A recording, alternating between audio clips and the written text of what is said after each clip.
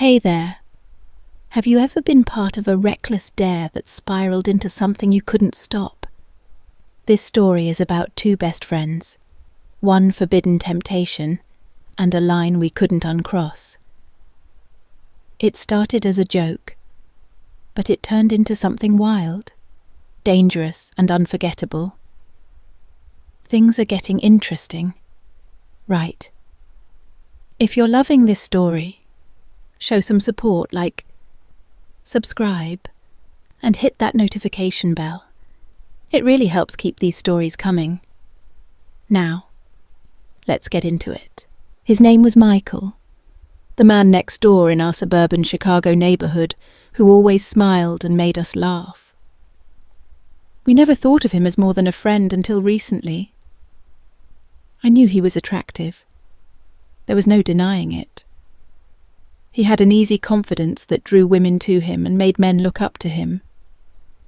Tall, with dark hair touched with silver at the temples, a jawline that could cut glass, and piercing eyes that seemed to see right through you. The problem wasn't him, though. The problem was his wife. Let's call her Karen. She was everything I disliked loud, obnoxious, always poking her nose into our business. It wasn't that I didn't like Michael. I did. He was polite, respectful, and every time he stopped by our apartment, I couldn't help but feel a tingling in my chest. It felt risky, dangerous, and he was much older than us. But that only made it worse. He had this pull, this magnetism I couldn't ignore.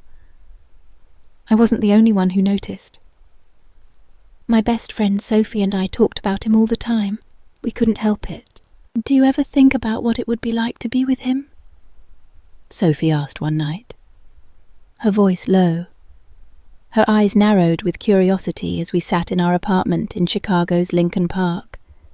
I felt my cheeks flush. No way. He's married, Sophie, and way too old, she teased. Age is just a number, and I don't see a ring on his finger when he's over here. I laughed it off, but that conversation stayed with me. A few days later, I noticed him outside, smiling as we exchanged pleasantries in the shared courtyard of our building. His gaze lingered a little too long. It wasn't just a friendly smile anymore. There was something else in his eyes, and it made me feel like I was floating. It started as a joke, a reckless dare. We were sitting in the living room one Friday night, drinking wine after a night out at a local Wicker Park bar, talking about life and men. Wouldn't it be crazy? Sophie said, her voice dropping to a whisper. If we made a move on Michael. My stomach flipped. Are you out of your mind? She swirled her wine glass, watching me over the rim. Come on, you've seen the way he looks at us. I scoffed. He's married. Sophie shrugged, her lips curving. So, he sure doesn't act like it. I stared at her, trying to decipher if she was joking, but when she raised an eyebrow, I realized she wasn't kidding. Sophie. No, I said, but doubt crept into my voice. The idea was ridiculous. Right, but it felt a little too good to ignore. Sophie didn't stop there. I dare you, she said, her tone light, but with a spark of mischief in her eyes.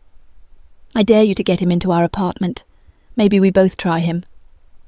What's the worst that could happen? I laughed nervously. The dare was absurd. I was too shy, and it was too dangerous. But Sophie's grin never wavered. What's the matter? Are you scared? That's when I knew we had to do it. The days leading up to the dare were a mix of excitement and dread. I could barely sleep. The idea of getting Michael into our apartment playing over and over in my mind. What if he said no? What if things went too far? But what if it worked? The tension between Sophie and me grew.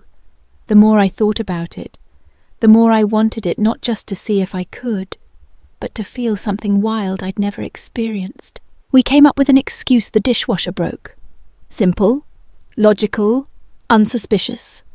My heart raced as I texted Michael to come over and take a look. My palms were sweaty, my breath short. I hit send. Sophie and I exchanged a look, both knowing what this meant. It was happening. I had no idea what I was doing, but could I stop now? What would you have done? My hands felt clammy as I checked my phone. No new texts.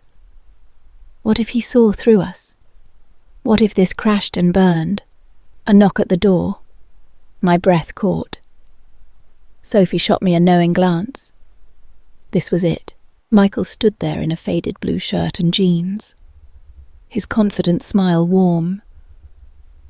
"Hey," he said, his voice calm. "I hear there's a problem with your dishwasher." I swallowed hard, trying to ignore the flutter in my stomach.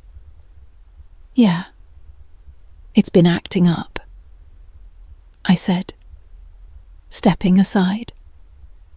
Sophie sat on the couch, her eyes wide, her lips pressed into a tight smile. "Thanks for coming over," I said, trying to sound normal. Michael smiled, stepping into our Lincoln Park apartment. The tension was palpable, like a magnetic force pulling us together. He crouched by the dishwasher, inspecting it with focus. His hand brushed my leg as he moved past me. I froze, unsure if I'd imagined it. But Sophie's eyes met mine, daring me to act. I took a deep breath and whispered, "Should we celebrate after this? A drink?" Maybe Michael looked up, his eyes locking with mine. "Sure, why not?" He stayed for a drink after fixing the dishwasher, just as we'd planned. But the air shifted. A subtle, electric tension growing.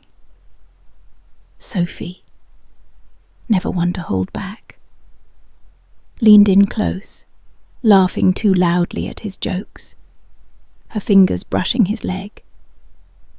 I couldn't look away. She was the bolder one, always getting what she wanted. Michael smiled, amused, but his eyes sparked with interest. He was still polite, but there was something deeper, unspoken. Sophie leaned in, her lips brushing his ear, voice dripping with mischief. "You know, I've always thought you were handsome, Michael." His jaw clenched, his fingers curling against his thigh. For a moment, I thought he'd push her away, his eyes torn between right and wrong, but then he exhaled, the corner of his mouth lifting. "Is that so?" She nodded, not breaking eye contact, her lips curling playfully. "Yeah, and maybe I want to see what else you've got going for you." My heart skipped. Heat surged through me, and despite myself, I leaned in, drawn to their energy. Sophie turned to me, her eyes glinting. "You've always thought he was handsome too," she teased, her voice a whisper, daring me. "Come on, don't be shy. Why don't we both get closer?" I opened my mouth, but the words caught. Sophie's hand found mine, pulling me toward them. The tension was undeniable. I stood, legs shaky, my heart racing. Sophie slid her hand around Michael's shoulder, pulling him into a deep, slow kiss. When she pulled away, she smiled at me, eyes challenging.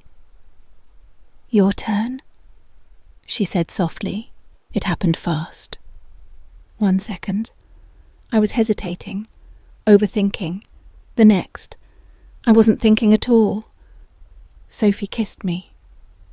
Soft at first, teasing, then deeper, pulling me closer. Her fingers slid through my hair, tilting my head with control. Michael was there, his hands firm on my waist, grounding, claiming. Sophie's fingers slipped beneath my shirt, her nails dragging lightly, a teasing contrast to his strength. "You don't have to hold back," she whispered, her breath warm against my skin. "We want to hear you." Michael's hands tightened, his voice low. "She's trembling," he murmured, half amused, half desire. "She just needs encouragement." Sophie pressed closer, teasing. "Let's give her some..." Her lips brushed my neck. Michael's hands firm behind me. It was sensory overload, their heat and strength overwhelming. I'd never been touched like this, like they knew exactly what I needed. Michael's hands roamed lower, sure, unhesitating. Sophie's lips grazed my ear. "You don't have to hold back," she coaxed. I exhaled shakily, and she grinned. "That's better." "You feel better," Michael groaned, pulling me against him. "She feels incredible," he muttered. I gasped, gripping them both, Sophie in front, Michael behind, their intensity consuming. Sophie's fingers trailed my arm, electric. "You like this, don't you?" she asked, knowing the answer.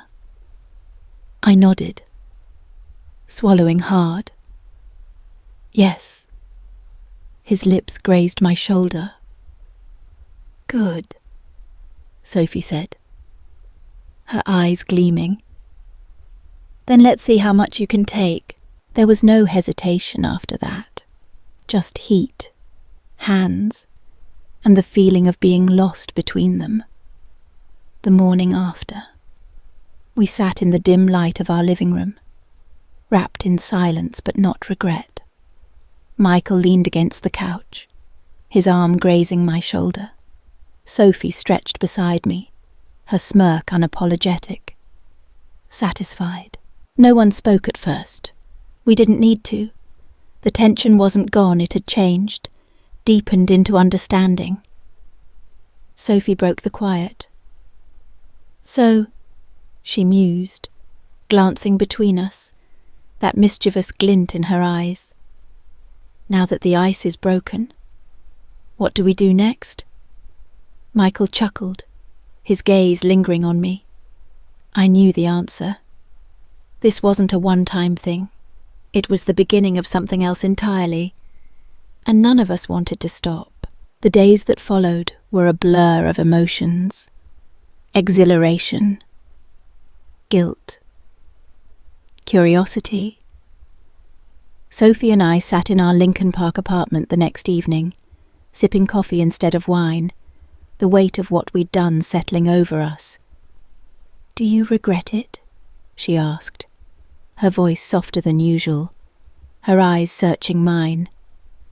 I shook my head, stirring my coffee. "No, but it's complicated." "What about you?" She grinned, but it was less cocky than before. "I don't regret it. It was freeing. But we need to figure out what this means."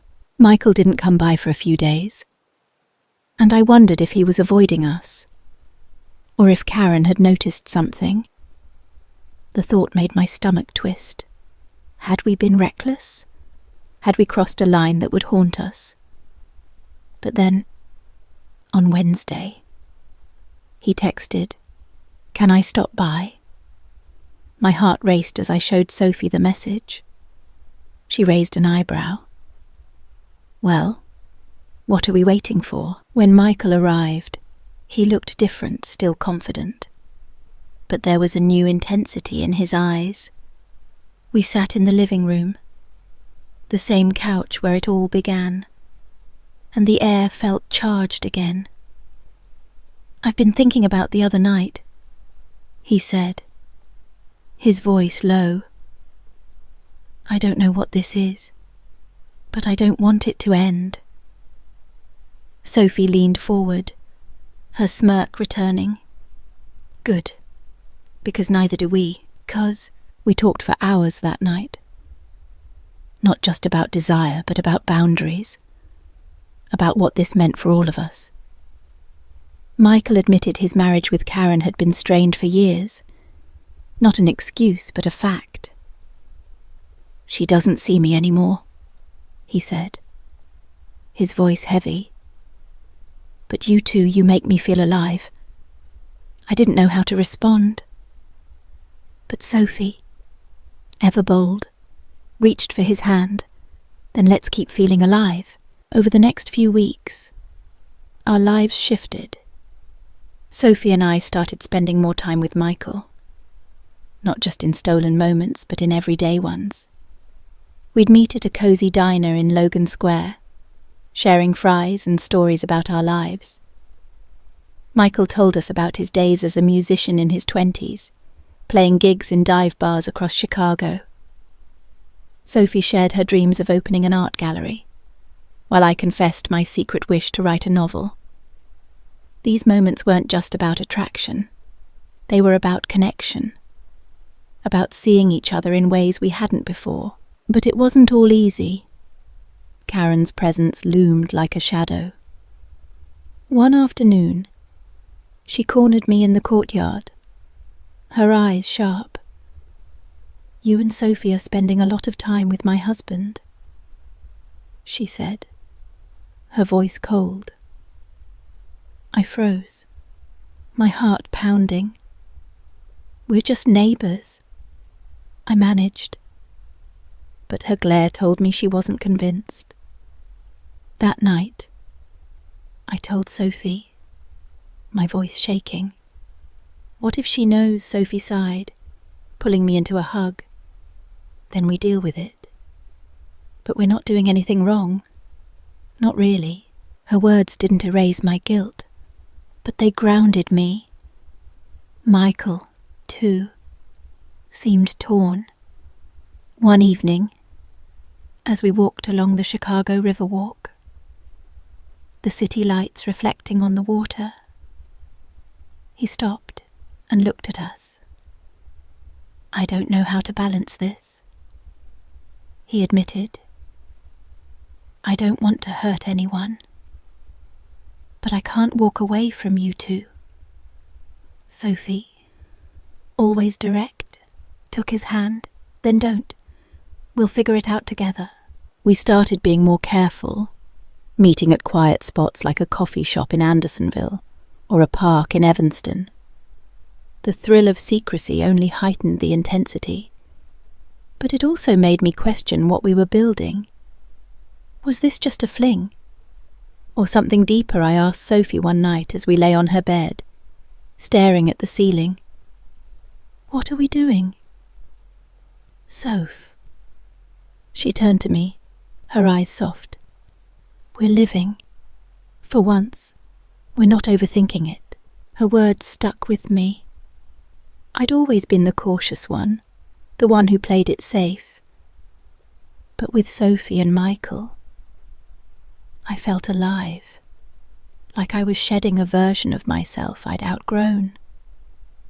We started planning small adventures, a weekend trip to Lake Geneva, a night at a jazz club in the South Loop.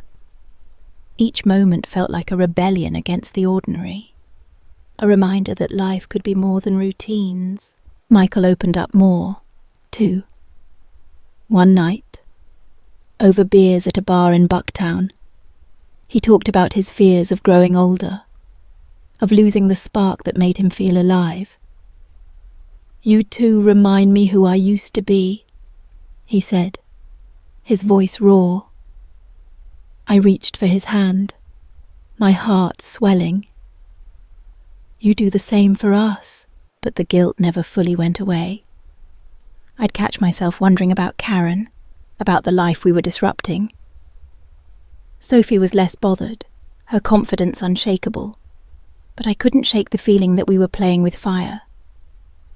One evening, as we sat in a quiet corner of Millennium Park, I voiced it aloud. What if this blows up? What if we're hurting her? Michael's face tightened. I've tried to fix things with her, he said, but it's been over for a long time. I'm not saying this is right, but it's honest. Sophie squeezed my hand. We're not forcing him to be here. He's choosing this, just like we are. Her words didn't erase my doubts, but they made me realize something. This wasn't just about desire. It was about choice, about owning what we wanted, even if it was messy. Months later, we found a rhythm. We weren't just sneaking around, we were building something real. Michael started talking about leaving Karen, about starting fresh. Sophie and I talked about moving to a new apartment, maybe in Wicker Park, closer to the life we wanted. It wasn't perfect, there were still questions, still risks, but it felt like a beginning, not an end. As I sat in our Lincoln Park apartment one evening, watching Sophie sketch and Michael strum a guitar he'd brought over, I felt a strange peace. This wasn't the life I'd planned, but it was the life I was living. And for the first time in a long time, I didn't want to be anywhere else. Well, that escalated quickly. What do you think? Should we have walked away? Or were we too far gone? Be honest. Would you have done the same? Tell me in the comments. I want to know what you'd have done. And if you want to hear what happened next, like, subscribe, and hit that notification bell. Trust me, this was just the beginning. See you in the next video.